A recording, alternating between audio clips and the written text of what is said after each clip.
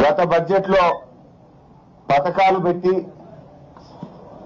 నిధులు ఖర్చు చేయని పథకాలకు తిరిగి మళ్లీ ఇది ఈ బడ్జెట్ లో కూడా అవే పథకాలు, అదే నామస్మరణ, అదే కేటాయింపు.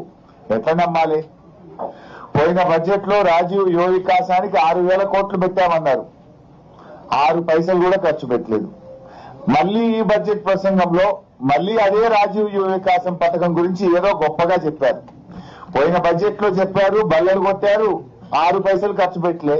తిరిగి మళ్లీ అదే పాట పాడింది ఈ బడ్జెట్ లో. అట్లా ఇందిరమ్మ ఆత్మీయ భరోసా 24-25 బడ్జెట్ లో పెట్టిండ్రు, 25-26 బడ్జెట్ లో పెట్టిండ్రు, ₹1 ఇవ్వలేదు, 1 పైసా కూలీలకు అందలేదు.